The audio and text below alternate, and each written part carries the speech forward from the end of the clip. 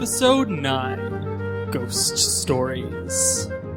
In a space too far from anything to be nothing, a blue light shines into the void. Through the shadows, shapes appear. People, stories, wonders, and mysteries. Live from Elgin, Illinois at the Blue Box Cafe, it's Tales by the Blue Light. I'm your host, James Wilder. So every month on this show, we showcase a brand new sci-fi, horror, and fantasy story by me, as well as something from our guests if we have any. These stories come from all over time, space, and other realities, and they're all called here through this blue light. See, this light's a special one. It bends our world into a place where stories become real, a liminal space where our own dreams can take form. We glide between these realities, these possibilities, and we get stories. So that's what we do here, and we're excited to bring you what we have. But first, we have a special treat today. I've learned how to whistle the entirety of the song Freebird, all the parts, simultaneously. It's amazing. I've spent the last 6 months learning how to do it, and, actually, it turns out, according to our producer, we're not allowed to do that because of something called laws. Whatever those are. Well, not the worst thing that's ever happened to me. It turns out we also have a surprise guest today. Please welcome to the show the president of the American Council of Halloween Affairs. Hey, great to be here, Jim. So I take it you're working hard at planning this year's Halloween?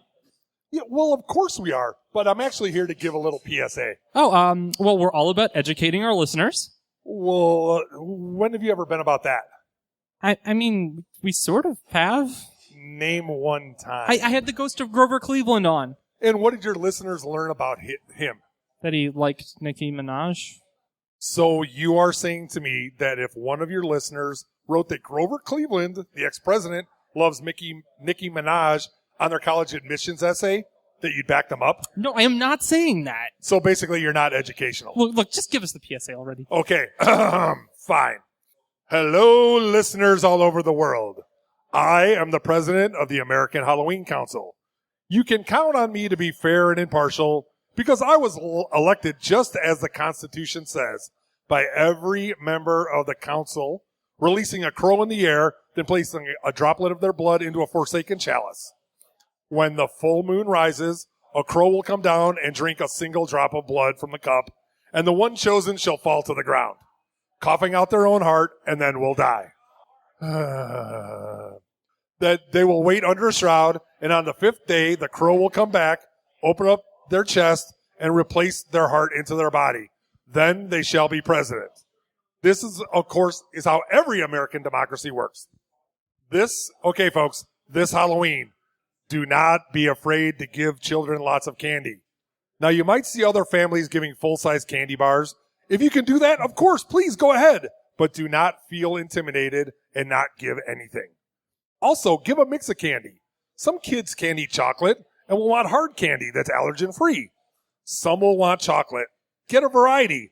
But whatever you do, do not give them little gimmick cards telling them your religion or how to brush their teeth, brush their teeth, excuse me. It's a holiday. Kids want candy. Give them candy. And if you don't, our council is watching, and we are older than time. We looked into the eons and we forgot ourselves. We are stuck in this cycle and can never break free. Help us. Save us. But most of all, make sure you provide a fun environment for kids this Halloween. Trick or treat. Wow. Well, thank you for coming by here, President of the Halloween Council. You're welcome.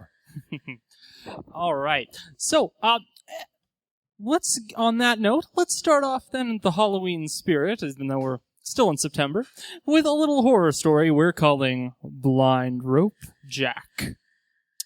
Joanna kicked the tree. Yeah, see this tree here, right? We all nodded. This is where they hung Blind Rope Jack back when this town was founded. Who's Blind Rope Jack? Kelly asked, looking at me and Esther. We shrugged. You guys really don't know? We shook our heads, and Joanna made an overly dramatic, abrogated cry. Okay, so long ago, this guy called Blind Rope Jack lived in Mount Ernest, and he was this super charismatic guy, right? What's charismatic mean? Kelly asked. Oh my god, it means he's really good at talking to people and making them believe stuff. God, you're such a little brat. Thank you, Kelly replied. Okay, now that my annoying sister has bored us all, I'll continue. This guy convinced people in the town to go with him into the woods, and then he'd tie them up with a blind rope. Yes, I'm going to explain what that is. Don't interrupt me, Kelly. Now, a blind rope is this weird knot the guy tied. He was really good with ropes. The knot made the nope have 3 loops. One went over your eyes, one in your mouth, and the other one around your neck. I don't really know how it worked, but he also pulled the ropes taut so you couldn't see, you couldn't talk, and you couldn't breathe. They'd also keep the bottom rope loose so you wouldn't die. Then he'd tie your hands around your back and lead you off into the forest like a dog on a leash. She wiggled her fingers in the air to add emphasis. They'd find the people later, their bodies hanging from trees, their arms and legs pulled behind their backs, dangling from the bundle of their wrists and ankles.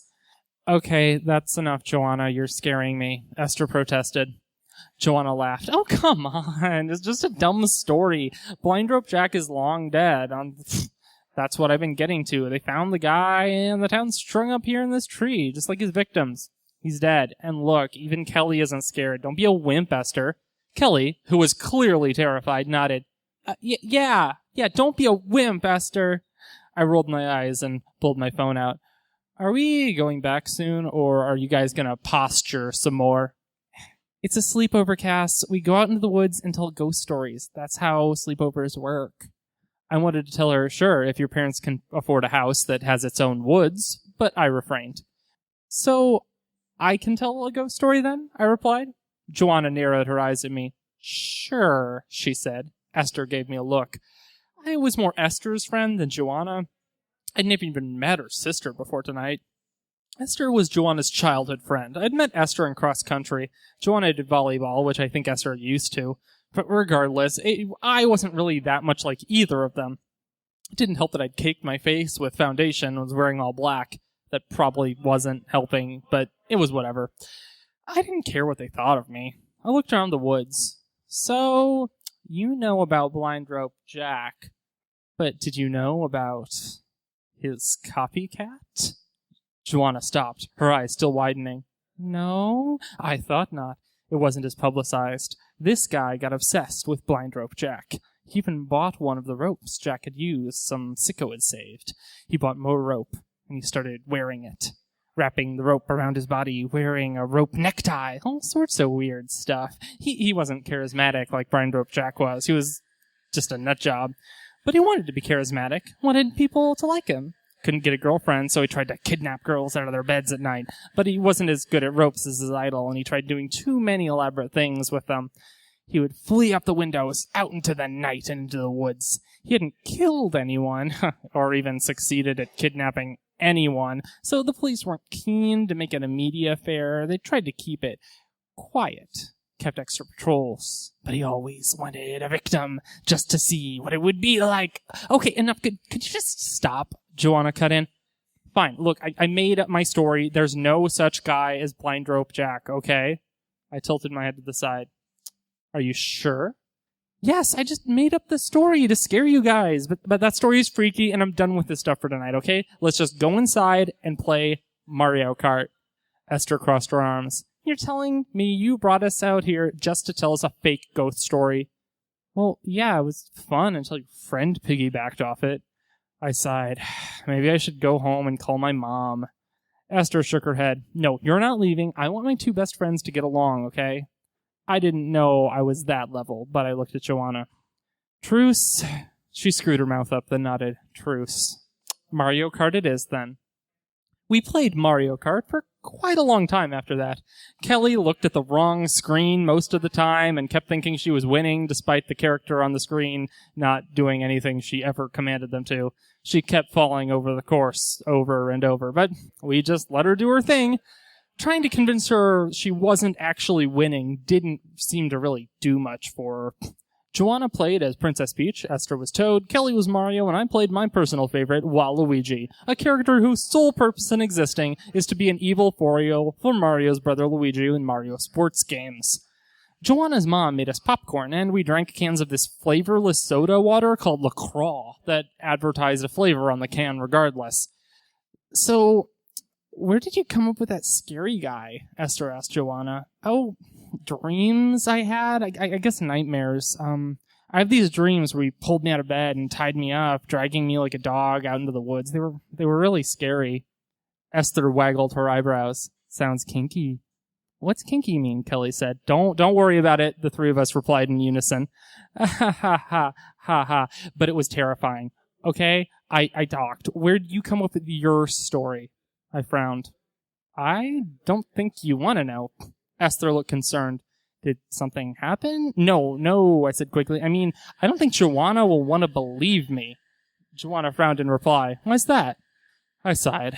I read about it. You must have too. It was in a book in the school library about the old ghost stories in the town. Some guy copycatted it all in the 80s. They never caught him. Joanna furrowed her brow. Really? Yeah, you must have read the book a long time ago, and when you moved out here, you still sort of remembered the story, but not where you found it. Oh, that's actually kind of reassuring. Thanks, Cass. I lifted my can of flavorless pop. What are friends for? I dreamt of the tree in the woods. I was bound with rope and being pulled on it by a dark figure. I struggled. I wanted down, but I couldn't escape. I woke to Kelly shaking me. I battered her hands away, but she kept at it. Arg, what is it? Shh! I opened my eyes and rubbed them. Kelly was pointing at the window, where Joanna was standing, staring out. Esther was asleep, snoring. I got up and creeped over, hoping Joanna wouldn't say anything about my nightmare before Christmas pajamas. I looked at her first, but she didn't look back at me. Her face was pale, her eyes dead focused on what was out the window. I followed her gaze down into the yard. There was a man there, looking up at us. He was wearing clothes that looked like were from the 1840s or 50s. Look, I like historical clothing, okay? Give me a break. Around his neck was a strange noose, the rope leading down from his neck to a spool of it in his hand. Around his neck over his head was what looked like a rough bag woven from rope, eye holes pierced into it. He stared at us.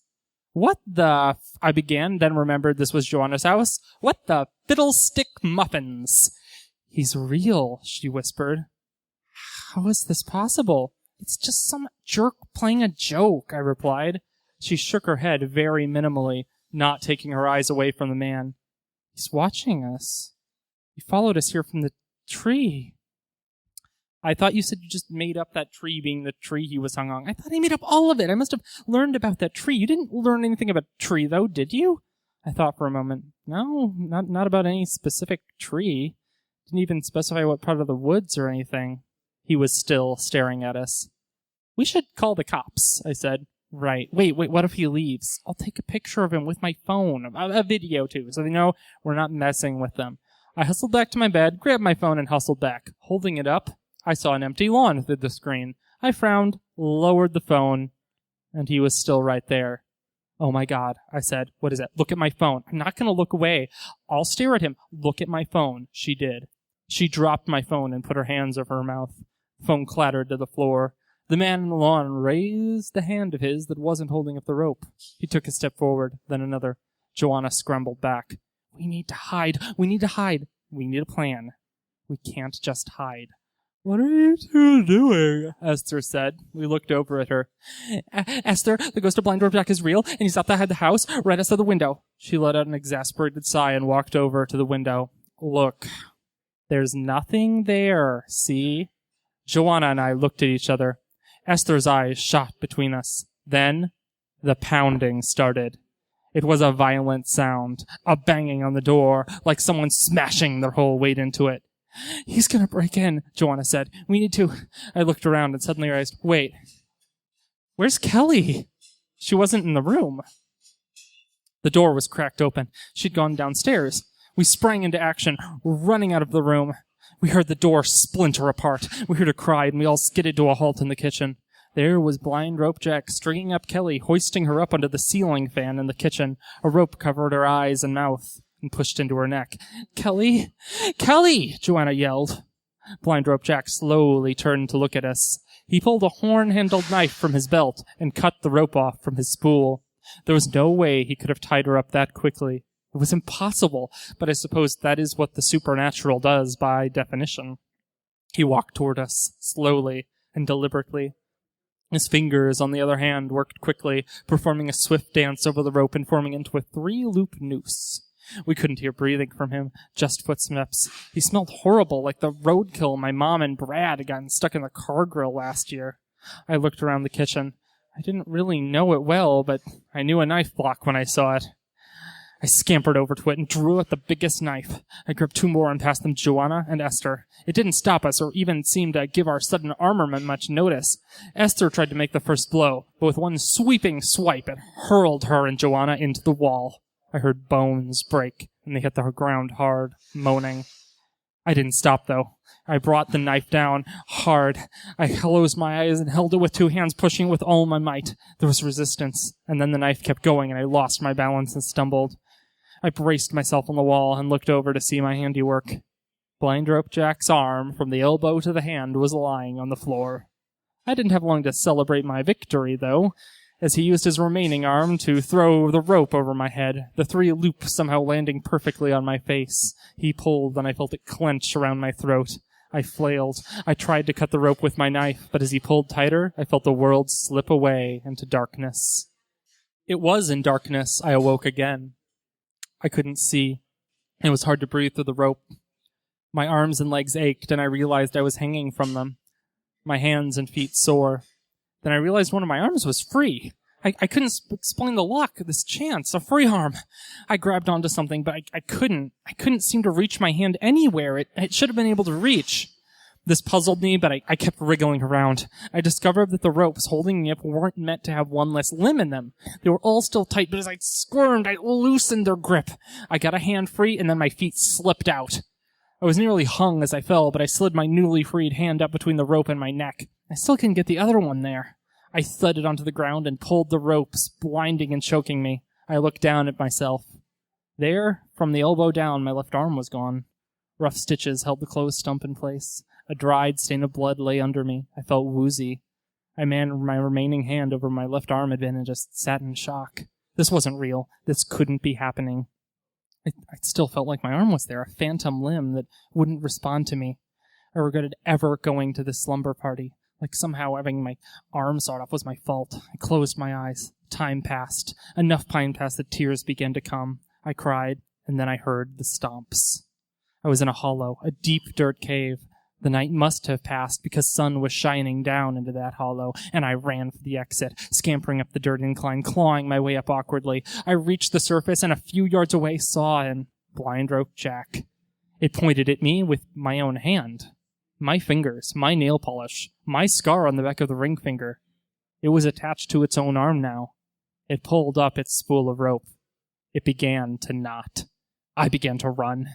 It followed, faster than before, not slowly stumbling after me, but matching my speed. My head was getting fuzzy. I'd lost blood. I was woozy. I ran. The leaves crunched under my feet. I could see the edge of the tree line, and I spilled out of the forest onto a pricey lawn, stumbling, falling over, rolling, and standing, and running, and crying, and Blind Rope Jack followed out behind me. In the yard were police officers. There was yellow tape blocking the entry, and I screamed. Jesus Christ, one said as I collapsed onto the grass and passed out again.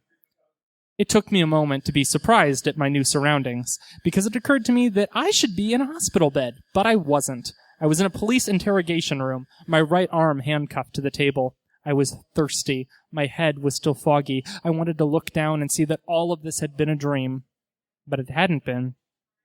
The door to the room opened, and a police officer came in and sat down in front of me. He opened up a file and began to speak. Cassandra Walpole. Parents divorced 3 years ago, average student, but you were a good one before that, not the child of anyone important in town. He shook his head. Why it chose to honor you is beyond me. What the duck? Only I didn't say duck. Language, young lady, you're fortunate. He smiled at me. I cringed. You have a part of your body taken as sacrifice to a being of power. Your arm is part of something that will live all of us. Oh, wait, I said, my head clearing a bit. You know about Blind Rope Jack? You knew, and you let it, you're not here to help me?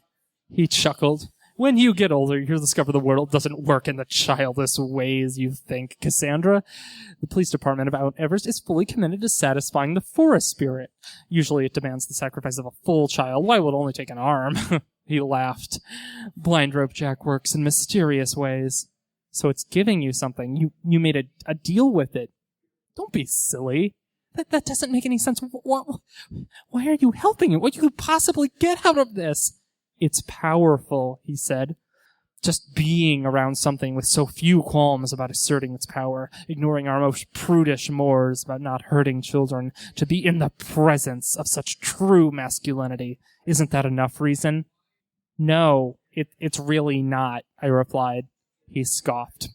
You're just a girl. You wouldn't get it anyways. I was hoping you would. After all, our town needs new generations to continue the cycle, to continue the harvest for Blind Rope Jack. I was hoping you could be a part of that. I don't want to be a part of something that cut my arm off. He sighed. Let's put it this way. It's your patriotic and civic duty to support this. When I was growing up here in the 80s, I got so excited about what Blind Rope Jack represented, I tried it myself. I wanted to be powerful like him, to truly take power.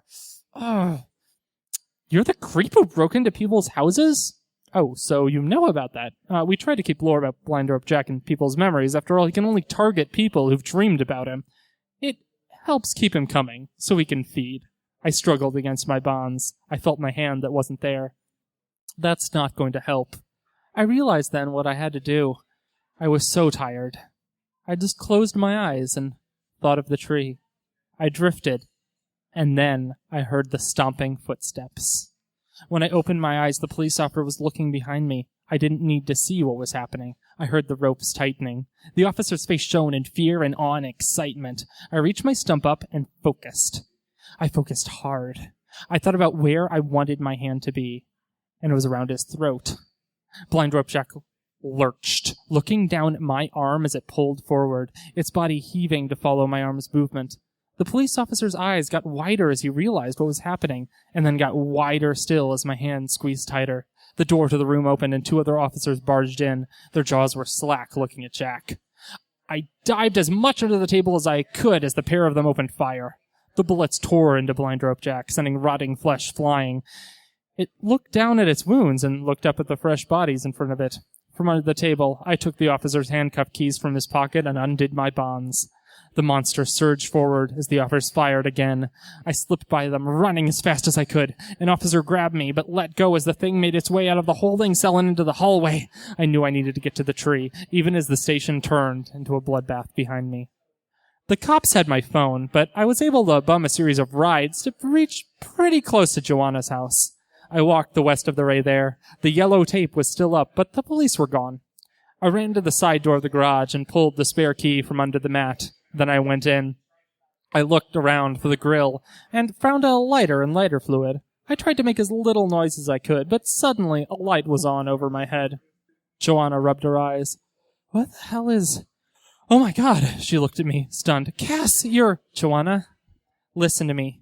We have to go to the tree in the forest now. We have to end this. And what? The monster we saw. It's gonna hurt more people or kill them.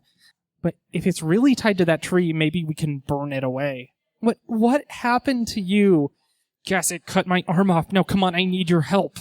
She hesitated, but we carried our supplies into the forest. I heard cars coming and we started running. We found the tree and started pouring out all the lighter fluid we could find around it in a mad flurry, onto branches, onto its roots, onto its trunk. Joanna grabbed dry leaves and put them in a pile around its base to fuel the flames. Then it appeared, shambling toward us from the darkness. I stared it down. I want my arm back, you creep! I yelled and focused. I reached up, and my own arm followed mine where it should have been, and I tore its mask off. Its face was a jigsaw puzzle of bits of faces sewn together over years and years, its eyes mismatched. Get on the ground, now! I heard voices behind us say. The officer who interrogated me led the group, his neck with a red hand stain. That's enough now. You girls have caused enough trouble. I didn't get on the ground, though Joanna did. Look, officer, I said, you're not going to shoot me. I'm part of the creature now. We've bonded. My flesh is his, and we are one. Would you really harm it? Hurt your idol? He seemed to consider it, and that was all I needed, because it was totally BS. I activated the Bic lighter and stuffed it into the leaves at the base of the tree. For a moment, it was just a small flame. Then the whole tree engulfed in fire. The officer ran forward, throwing himself into the flames, trying to use his body to put it out, begging for the fire to end as it burned him. The monster looked at me, and then collapsed into a pile of discarded human flesh and clothes. I tried to move my arm. No luck now. I went over to Joanna and offered her my hand to help her up. Did we save the town? She stammered. Something like that, I said. We're alive, certainly. I put my hand on her shoulder. But now, I'd like to go to the hospital, because I still haven't recovered from my blood loss and I feel terrible. She nodded, and we helped each other out of the woods back to her house. She wasn't perfect after that. Mario Kart was a lot harder for me, but sometimes when I walk through the woods, I see dead eyes poke around the trees. They watch me, and I meet their gaze. And every time, they shrink away in fear. I'm their own new horror. Thank you. All right. This week's episode of Tales by the Blue Light was brought to you by blankets. Blankets are warm, snuggly, and in the winter months can be very useful, especially if the winter doesn't end. Now, I'm not saying the winter won't end, after all it usually does, but blankets want you to know that along with being warm bundles of joy you can cuddle under with a loved one, there's something you'll deeply regret not having if winter lasts for eternity. Blankets. Stay warm and snuggly, or else.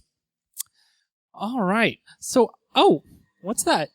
All right, we've got another story coming in here through the blue light, and once again, it's coming in live from an abandoned missile silo in the middle of nowhere, Utah. It's another monthly edition of Monster Hunter Monthly.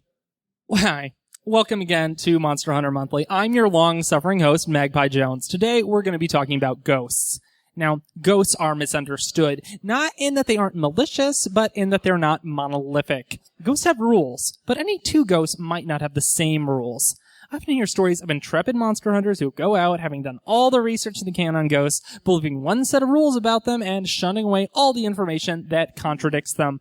A ghost hunter might believe that ghosts always follow the paths of the house they had when they were alive, walking through walls that weren't there when they lived. Then they encounter a ghost that doesn't follow that rule, and they find themselves in danger because the rule they counted on wasn't true. The old maps of the house they spent hours poring over, seeming suddenly useless. Fear filling their hearts. When encountering a ghost, the first thing any monster hunter needs to do is figure out that ghost's rules. Knowing the common rule of a ghost is useful here, and many ghosts fall into broad categories like poltergeists. But these are just a common list of rules, and to assume that every rule about a ghost will be true is to set yourself up for a real-life horror movie twist. But there's another problem hunters might not be prepared for. Poultrygeists.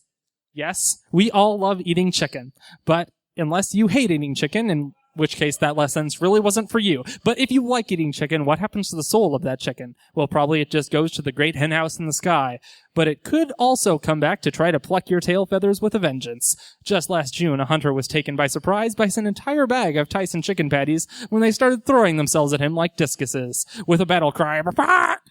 The poltergeist can make your life a living mild annoyance. Look, it's not gonna kill you in all likelihood, but just try being followed by a ghost that ruins your order at KFC drive-thru. You'd rather be dead at that point. Alright, so now for some reader mail. Okay, first up, we have Mohinder from London.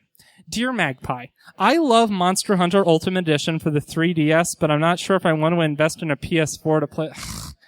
Look, kid, I think you're writing the wrong show, but for the record, if you're monster hunting, stick with portable gaming. The last time I had an Xbox, a werewolf tracked me in by my gamer tag, and look, he didn't actually try to hurt me, but getting yelled at for a half hour by an angry werewolf for spawn camping during Halo isn't fun. So do with that what you will. Next up, we have Fred from Oregon. Dear Magpie, I'm beginning to suspect that the monster I'm fighting is actually an alien from another planet. Oh. It's causing a lot of problems, but I'm a bit worried about starting an interstellar war or something. If I dynamite a UFO, would that cause an interstellar conflict? Okay, hey Fred, look, I've got good news here and bad news.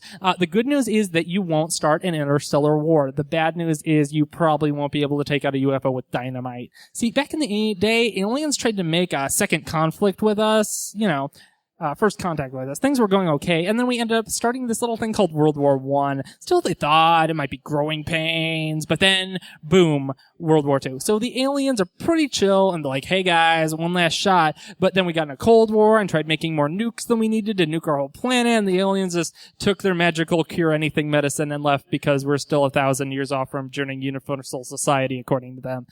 But aliens still stop by, but the ones that do, they're all kind of jerks. Mad scientists mostly, running from the law. So, feel free to take them out. Nobody cares. Just know their technology is super advanced. Oh, and if you're wondering why I said aliens tried to make second contact, it's because they actually visited ancient Egypt a long time ago, and they apparently learned a lot. The Egyptians taught the aliens how to make pyramids, and they taught the aliens how to do rotation farming, and they actually fast-tracked us for a visit later in the 1900s after we hit industrialization, but we messed that up, so, whoops. Anyways, last question. Anonymous from Nowhere writes, Magpie, I know where you live. I know where you work.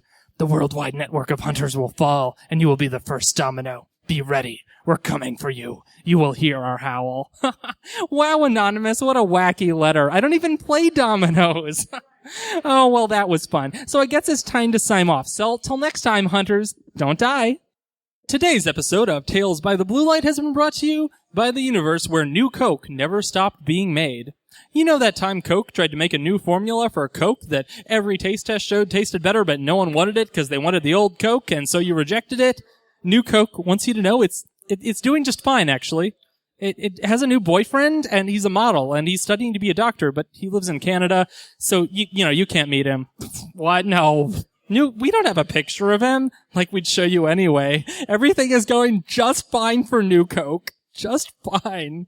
New Coke. Why don't you love me? Trademark.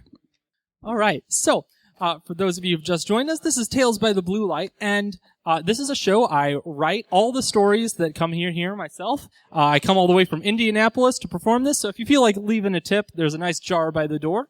But we're gonna keep on going here. And we've got 2 more stories for you guys tonight in the full-length kind. And this next one is a fantasy one. The sci-fi story will be last. And fitting with our title today, which is Ghost Stories, this one's called The Old King's Soul. Hurin flipped the coin again, and it landed heads. He frowned. There's something wrong with my coin, he called to Glenda and Voos. I already told you, Glenda said. The guy you sold your old cloak to was some sort of scam artist, and not a good one. You got his trick coin. Hurin held the thing up and looked at it both sides. On one was the face of Vladivostok III, the last emperor of the Aegean Empire, who'd lived long enough to mint a coin. On the back was the face of their current strongman king. It's all the relentless. Since the fall of the empire, everyone kept minting their Vladivostok's face on one side of the coin. He didn't know why, but even though the empire was long dead, people just seemed to value a coin more if it pretended it was part of the empire's legacy. Hurin, stop looking at the damn coin. We're nearly there. He bolted upright in the car and looked ahead of them. There it was, Furin Fortress. He gathered up his things and tried to hold in his excitement. After all these years, he'd finally live his family's dream. The cart slowed to a halt, about a half-mile off beneath some trees. Where are we stopping? He asked. Boos struggled. Glenda rolled her eyes. Am I the only one who knows basic tactics here? Yes, the others replied together. Okay, right. So even though our reports say the Vorsak clan was slaughtered here, we can't take that to mean there were no survivors. People can survive a slaughter by hiding. Isn't that right, Hurin? He looked away from her gaze at the spinning yellow flowers on the roadside. Sound like she got some leverage on you there, buddy, one of the flowers said. Hurin made a rude gesture at the flowers, then slipped his satchel on. You know, flowers can't see, right? Voosh whispered to them. Of course I know that. Everyone knows flowers can't see. I'm not a child. I just don't want to chance them making a ready retort back at me. Voosh pondered that for a moment. Yeah, fair. Enough chit-chat. Start walking, Glenda ordered. They complied. Glenda took the lead, her short sword in one hand and her slightly curved rectangular shield in the other, and they approached the fortress. Despite the blue bodies of the Vorsak clan littering the ground around the fort, Hurin couldn't help but feel excited. His ancestors had lived in this castle, fleeing the Vorsak clan as they took advantage of the fort no longer being supplied by the Empire and overran it. Now he was back. He flipped the coin in the air, and the Emperor's head came up on top again. The gate was lowered and strewn with bodies. Glenda held up a hand to halt them, then walked in. After a moment, she gestured, and they strolled inside. Nothing but ghosts, she said. It was lucky the Vorsak corpses didn't rot the way humans did, or the stench would have been unbearable. As it was, the place was still pungent, but in a very different way. A Vorsak corpse has been described as smelling like a locker room sprayed with lavender, where neither smell cancels the other out. It was a strange scene, but it was more annoying than awful. The entrance to the fort's keep was also laid open. Here, the pink bodies of the clan Ura who'd slaughtered the Vorsak were intermixed. Why are the Ura bodies only here? Voos asked. Did none of them die assaulting me here? Don't be silly, Glenda replied. They had to lay siege to the outer wall and then lay siege to the inner wall of the keep. They had time to take care of their dead. After they took the keep, the Ura didn't care about sticking around for grave rites. Let's keep moving. Voos nodded, running his fingers through his bowl-cut hair. They stepped over thick piles of bodies, making the way into the throne room. Even after nearly 2 centuries and occupation by inhumans, the room lived up to its legends. The high ceiling was covered with great murals of the exploits of mythic heroes and great generals and emperors. The consul's chair at the far end of the room was a fine mahogany, though Vorsak had added a stool for their chief's feet since they were on average 2 feet shorter than humans. The long oak tables were ready for feasting or important meetings. It was where the Northern province had been governed long ago, but now it was a ruin. Hurin walked over to the throne and began to examine it. What exactly are you hoping to do here, Hurin? This place has been occupied for so long there can't be anything left to find here. We don't have a garrison to take hold of this place. Hurin ignored her and looked back at the back of the throne. There were a series of inset symbols on it, and after some study he began to push them in. It took a few tries, but eventually he figured out the code, which is sadly not a particularly interesting tale to tell, but upon finishing, the seat of the throne popped open. Glenda raised an eyebrow. Hurin lifted the seat up and looked inside. The Imperial Lawbook and his sigils of office, he grinned. Finally! He reached in and, "Who dares disturb my goods?" The voice seemed to come from everywhere, and Hurin jumped back, scampering for cover. From the throne was a gray, transparent body dressed in the long-lost robes office of Empire. Glenda, sword at the ready, swung at it, but nothing happened. "I'm a ghost. I'm dead. You know, I'm a spirit," the ghost said. Honestly, wasn't that clear?" It looked around. I thought that was pretty clear because I'm clear." It was clear, Hurin said, shaking behind a chair. "As I was saying, who dares disturb my things?" Glenda and Voos pointed at Hurin, who shook his head furiously. "You, coward behind the chair, explain yourself." Great one. I'm simply a lowly scribe. I seek no trouble." "Well, if you sought no trouble, you shouldn't have messed with a ghost. That seems like fairly obvious reasoning." He's got you there?" Glenda said with a touch of gloating. Hurin cringed. "My lord, I came here to try to begin to restore the Empire. The Empire you fought for, to take the steps to make our land whole again." The ghost looked at him, then lowered his head and sighed. "So the Empire has fallen." Hurin stood up, forcing himself to be brave, even as the sight of the ghost sent chills down his spine. "My lord, but all hope is not lost. I have a plan. I have been working in secret for years, lining things up." The ghost frowned, but locked eyes with him. "All right, go on." Hurin cleared his throat and looked to his companions.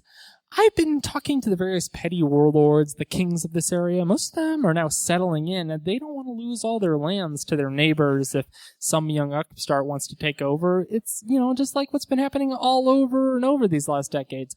I've talked to them each in secret, and they're all willing to support a new High King who will manage a central government in return for being allowed to continue to rule their current territory." The ghost grunted. "Huh. Well, it's not as stupid as I was expecting. So, who's going to be the High King? You?" Hurin blushed. "Well, I hadn't told them yet." "Well, I'm dead, so I'm not going to be spilling secrets around." Hurin gestured. It's this young man. Voos say he's your descendant. The legitimate heir to the old imperial government that once kept our lands together." "Huh. Well, is he any good at ruling?" Voos looked stunned. I didn't even know I was being offered the job." The ghost sunk into the floor up to his neck. "So, you're offering a young man with no leadership experience the job of managing a whole group of kings who took power by killing their predecessors. Great. This is why nepotism is a bad idea. But the right to rule goes through blood," Hurin began. The ghost started laughing at him, and he shut up.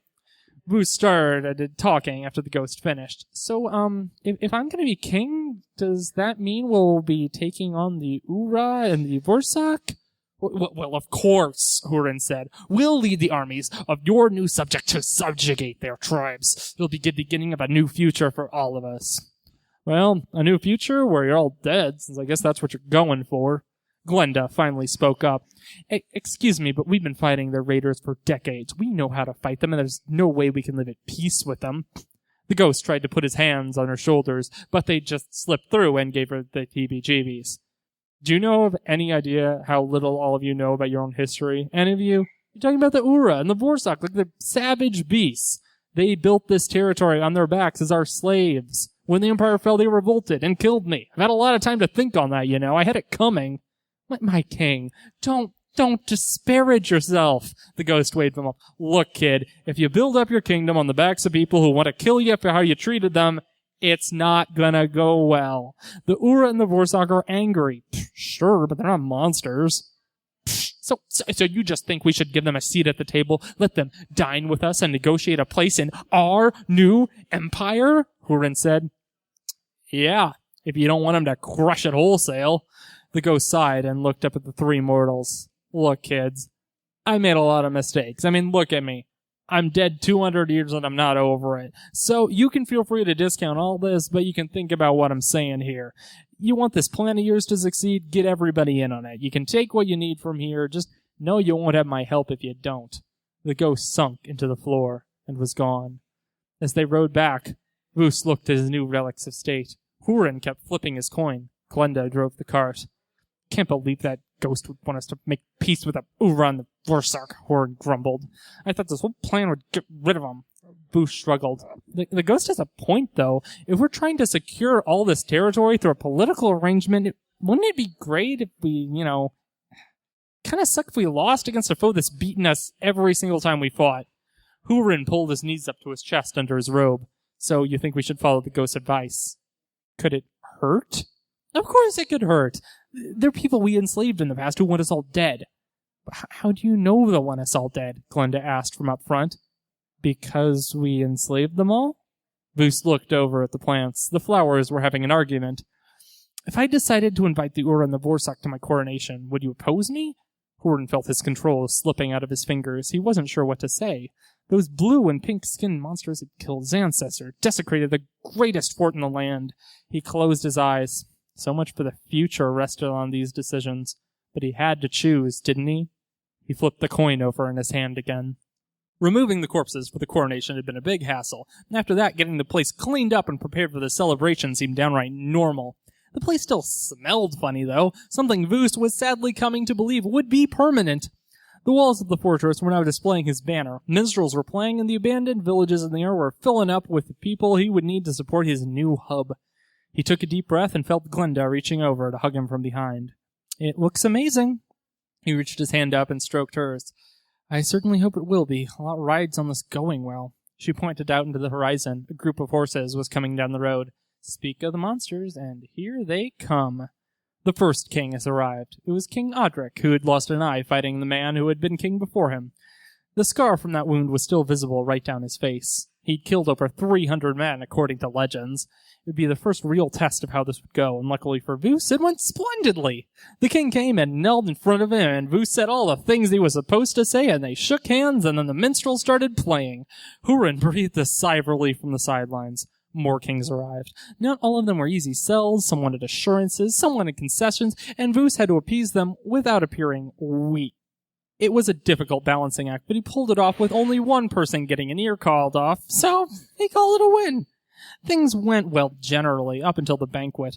All the kings had arrived, but riding up on their purple war pigs were the two clans, the Uras and the Vorsaks. The people in the fortress panicked. Kings in the banquet halls sprang for their axes and swords, and guards ran for their crossbows. Hurin scowled at Voos all the while. He simply couldn't leave well enough alone, could he? Voos rose from his throne, and in the loudest voice he could muster called for silence and calm. He announced he would deal with this personally. The kings watched him closely as he walked for the door. They all knew whatever he did here would define him. The guards outside were a bit more cautious. As he approached the gate, the guards saluted him and asked what he wished of them. "Open the gate, of course," he replied. They looked between each other, a hint of mutiny under their fear. "It's all part of the plan. Do you think I would be chosen as High King if I didn't know my own thoughts?" The guards chuckled, and of course the High King knew what he was doing. He was the ancestor of the Empire. Which wasn't true, just the old console, but they didn't really know the difference. He'd take care of these guys. The gates opened. Voos stood, arms wide open, and the two clan leaders came up to him, dismounting from their war pigs. There was a moment of silence, and then one spoke. "This is a trick, human. Armies will slaughter this whole plain, sparing not a one." "It's no trick, simply the only way forward, or a fresh start. Come on." He gestured, and they followed. The silence as the two clan leaders came inside was so thick you could hear heartbeats.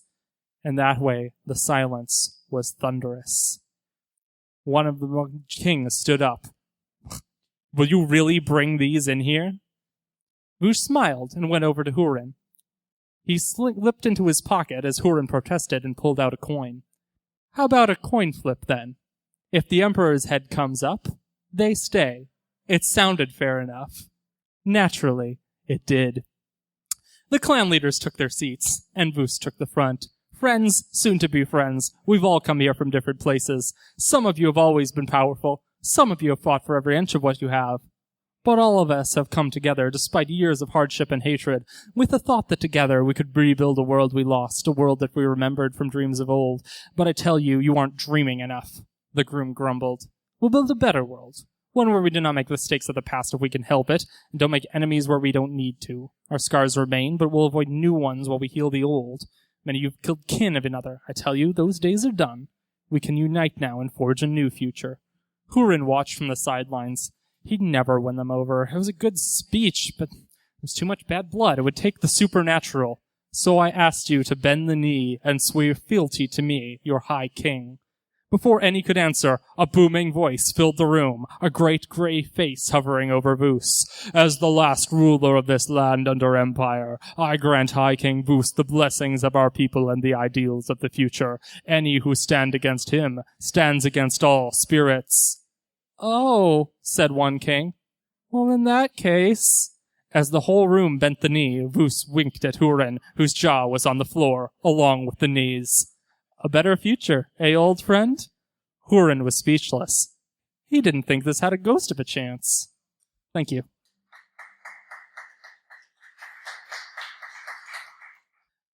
This episode of Tales by the Blue Light was brought to you by ghosts. Have you ever lost something and then found it in a weird place? Thank a ghost. Sure, ghosts get a bad rap because sometimes they kill people, but most of the time they just kill one of your socks in the laundry. Ghosts are just dead people, holding onto a grudge against the living, desperately hoping for release for this mortal plane. So not too different from you or me. If you see a ghost, they probably just want a hug, which they can't get from you because they're usually immaterial, but you get what I mean. Ghosts. That sound at night?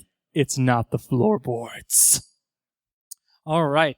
So, our last story of the evening is going to be our sci-fi tale, and then, as usual, we'll have our evening radio play. So, this is a little sci-fi tale called The Ghost in the Machine. The lift doors opened onto the bridge of Amani Lafayette's new ship, the Macedon. She kept her bat straight as her crew snapped to attention as she entered. The bridge was shiny, with chrome finish, big panes of glass. She'd worked hard to get here, and even if this ship was a refit, it was hers now. Captain Lafayette. She grinned just at the thought of it. Captain, a man said, walking up to her. I'm Gregor Mendez, your first officer. She took his hand. A pleasure to meet you, first mate. I hope to have the chance to address the whole crew soon. He led her over to the captain's chair. Another exciting thing. And she took her place in it, looking over the bridge. She opened up the control pad and scanned the buttons. Everything seemed to be in order. She's fully refit, Captain. After the disaster at Calhoun 4, the fleet spared no expense in putting her back together, though there have been some debate as to whether or not to put a plaque up for Captain Villanova. God rest his soul. She smiled. I'm sure we'll make the Admiral proud, and the memory of Captain Villanova, too, First Mate. Ma'am, one of the helmsmen said, swiveling around in his chair. The crew's been talking. They've been saying that since the disaster, the ship's haunted. She scoffed. What's your name, crewman? Andrews, ma'am. Ghosts aren't real. We're people of science. Superstition won't get you far in the Space Exploratory Command Terran Operation and Response. He nodded. Yes, ma'am. Though now that I say it out loud, it really makes more sense why everyone calls us sector instead of that. As your captain, I'm proud to call this ship my new home, and you my crew. We'll be professional and efficient, but I'll try not to infringe on your recreation time. We launch in 1 hour. I look forward to serving with you. The assembled crew applauded, and then the lights began to flicker. Lafayette looked up, frowning. First mate, what exactly is going on? He looked down at his tablet. I'm not sure, Captain. The electrical systems in this area were all tested before the assembly. She clenched the banister. I see that Sector spared no expense. I'm sorry, ma'am. I'll have someone look into it. See that you do. We launch in an hour. The hour passed slowly as Lafayette wandered the halls of the ship, checking important systems. Getting the ship out into space after the disaster had been a priority. She remembered the Admiral's face that he told her about how much this mission meant and how their fleet was putting their trust in her. But looking back on all that, she wondered if she was given this assignment because it was going to be safe. No one thought someone her age was ready to be captain, even on the show as she was by far not the youngest or freshest person to sit in that chair. But if this ship was not fully put together and was just being launched to showboat Sector's resilience in the face of their enemies... She sighed. That was it, wasn't it? Her optimism floated out of her. Just another job that looked at her and saw her as a reliable fill-in, but not particularly special. She closed her eyes and took a breath. No, she was captain of this ship, and even if it was a joke, she'd do this job right. The lights flickered again. Well, she'd try her best. Back on the bridge, the Admiral's face was huge on the forward screen. She'd wondered why the fleet thought that was a good idea. After all, she could see us pores. It's kind of weird. Captain, your first mission is going to be a journey out to the site of the disaster at the Calhoun sector. It'll make it known that we're not afraid to go where we failed. Yes, Admiral. The screen glitched as she replied. She saw the words. She saw words. We'll head there immediately. The screens across the bridge glitched, and light spluttered on and off throughout it. Then words appeared there for certain. Don't go, don't go, don't go, don't go. First mate, what the hell is going on? He looked panicked, running between consoles. I don't know, Captain. Is this some sort of prank? It's not funny. Captain, is there a problem? The Admiral said. She sighed. I believe someone's trying to convince me the ship is haunted, Admiral. I'll be launching an investigation immediately. He ruffled his brow. See that you do. The comm closed. She slammed her fist into the armrest of her chair. We can't wait to launch, helmsman. Bring the ship out of dock. Yes, Captain. The words continued to fill the screens. Don't go. Don't go. Don't go. Engage maxi drive. The ship shook, and the inside seemed to elongate for a moment, and then it slipped forward, traveling far beyond the speed of light. Lafayette let out a breath and rose from her seat. First mate, we begin the investigation immediately. Begin scanning the computer systems. Yes, Captain. He went over to a console and started. The words on the screen stopped, and then new ones appeared. You're making a big mistake. Whoever you are, you're not going to stop our journey. Your attempts to delay Sector are pathetic. If you're a spy for the Hadrazian Empire, you should know Sector is a peaceful organization at heart. We're here to explore, not fight. New words appeared on the screen. I am in your ship. I am your ship. She scowled. State your name, you coward. Who are you? The next words caused not only her, but the whole bridge to gasp. My name, the screen said, is Captain Villanova. The ship arrived at the location of the disaster several hours later. Hours that were spent trying to weed out where the signals were coming from and how they'd overcome the security systems of the ship. But there was no luck. As the ship pulled into real space, Lafayette gasped. There was a huge ship there. A huge white orb with little orbs coating its surface. Science officer, do we have any data on this? Negative, Captain, but we do have an incoming comm from Sector Command. She raised an eyebrow just slightly. Put it on. Captain, the Admiral said, I see you've arrived at the location. I have. There wasn't anything in the briefing about this. No, there wasn't. I'm afraid this had to be of the utmost secrecy. We've encountered a new life form, some new species. First contact was a disaster, if you've heard. Though the real details were kept out of the public. Something happened that caused the crew of the ship to vanish. The ship itself damaged and sent on a return vector home. We don't know why. She looked at the strange orb. Do we have any more data? I'm afraid not. Don't go, don't go, don't go, the screen said. I'll prepare a contact team immediately. Godspeed, Captain. The comms closed. She looked out at the strange thing out there. It was alien. Truly alien. The orbs weren't of any material she could recognize. She wanted to reach out and touch it. Let's be cautious here. Send in a drone first. See what happens. Aye, Captain. Helmsman Andrews pressed a key, and the drone shot out of the ship. Drone launched. The little ship zoomed toward the orb, and then one of the smaller orbs opened up in its side. Captain, scans appear to show some sort of landing area. Then let's land and see what's there. Aye. The drone settled down and the data began pouring in. Captain, the landing bay appears to be changing its atmospheric data. It looks like it's adapting for human life. How could they know that from a drone? She muttered. The drones do contain data on human physiology. It transmits just for these occasions, Science Officer Presley said. Then why don't they answer our comms? More messages appeared on the screen. She ignored them. Let's go over and see what's going on. The shuttle approached the orb, and Captain Lafayette held her breath as they came in. This could be a trap. It probably was, but she had to do her duty. They slipped inside the vessel and landed inside the orb next to the drone. Captain, signs show the bay supports life, one of the ship's marines said. Well, let's get out there and say hello. The shuttle doors opened and they spilled out onto the deck. The whole room was white and smelled clinical. Hello, a voice said from the ceiling. Welcome to the second plane. It knows English. Well, that's something, she muttered. Hello, I'm Captain Lafayette of the Macedon. Who are you? I'm here to greet you. I am the ship, and I invite you and your people to our great culture. A hole opened up in the wall, revealing a hallway. Please, come in. The team looked at her, and she nodded. They slowly walked in, rifles ready. We lost a whole crew coming here before, she said. I'm a bit skeptical. Don't believe them, a voice in her helmet said. The humans who came here before, why, none of them had been harmed. They chose to join the second plane. What is second plane? She said, as a door at the end of the hallway opened up into a white banquet hall. At the end of it was a four-armed figure, humanoid-ish, wearing a white robe instead of a head. It had 3 rotating orbs that seemed to only be attached to its body by lines of flickering energy. Hello, Captain. I am the receptor. Welcome to our home. I am the ambassador of the second plane to your people. We are a vast culture, the true embodiment of utopia. When we find a culture that has finally reached a certain point in their development, we reach out and ask them to join us. How many do? She asked. Nearly all, it replied.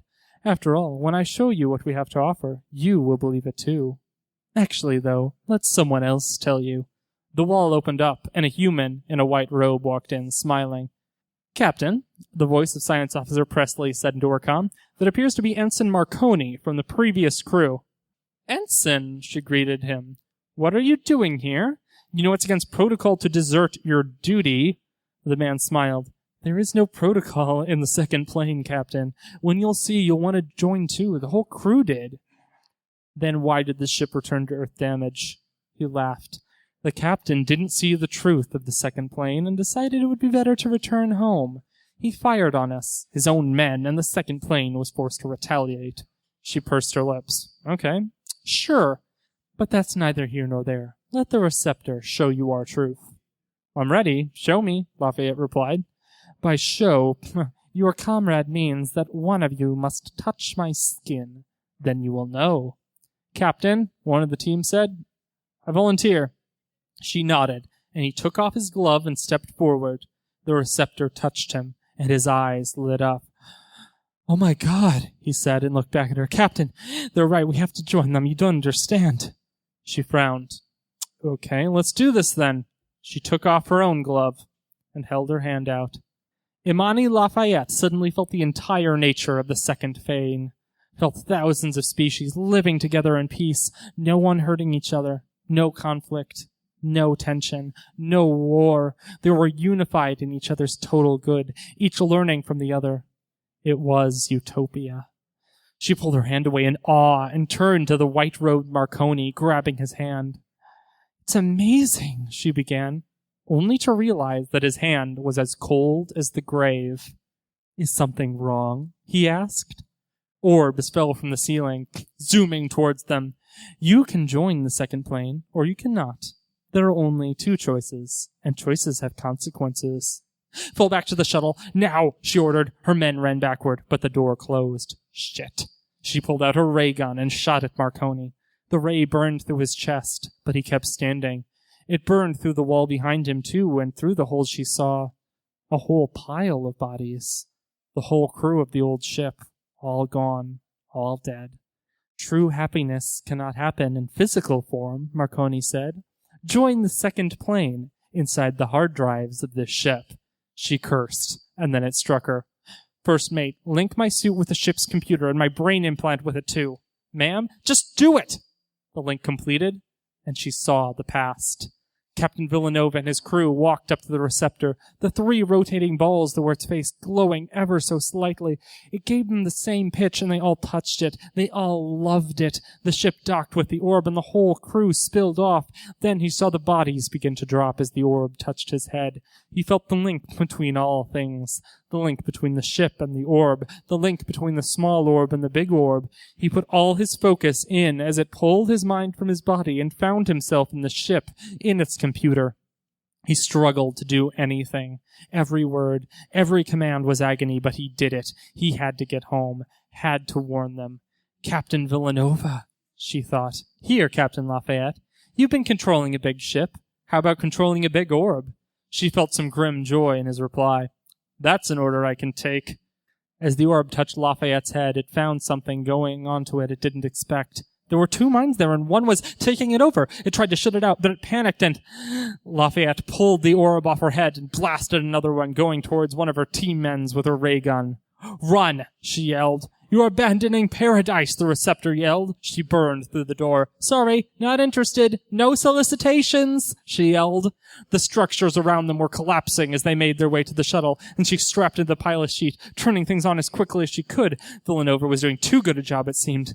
Let's go, let's go. The shuttle took off, and she jerked it to the side, dodging a falling support beam. As they flew away, the orb began collapsing in on itself. She felt release wash over her like a wave. They'd made it. Captain, did we just give up paradise? One of her men asked. A dream only seems real till you wake up, crewman. She looked back at the dying orb. But then again yesterday, I didn't believe in ghosts. Thank you. All right. So, our last little bit of the day is, of course, our radio play. Now, if you're watching from home, and you feel like supporting me with a little bit of tip, I'm on Patreon. You can support me even just for $1. And if you do that, it helps bring this show here without you having to, actually be here to throw something in the tip jar. So I'm just patreon.com/James Wilder. Search it. You can find it. And there should be a link up on the Tales by the Blue Light page. So now we have our final act for the day, our little radio play. So this is a little play we're calling Talking Board. Hey, Marco, what's that? Look, if I tell you, don't laugh or make fun of me. Sure. It's a talking board, like they used to use back in the old spiritualist days. Oh, you mean like a Ouija board? Like that sort of, except the term talking board isn't owned by Hasbro. Oh. Yeah, they actually not that old. The marketing plan for them was when they launched, telling people they were ancient, and it stuck. Are you telling me that the whole talking boards are ancient Egyptian tradition thing is... Yeah, it's the same thing as Coke telling you polar bears drink Coca-Cola, yeah. No one believes polar bears drink Coke, except maybe some conservatives on Facebook. Give it a few decades. Anyway, want to try this out with me? Yeah, sure, why not? Okay, so just put your hands on the planchette with me. And okay. Whoa, it's moving, and I'm not moving it. I'm not either. Okay, what's it saying? And it's spelling something. Okay, it's... What's it saying? It's Samir, Luigi Mario. Thank you for playing the Nintendo talking board. What the hell? Damn it, this is a little Ouija board, not a Ouija board. Okay, don't worry. I've got another one. Okay. That's good.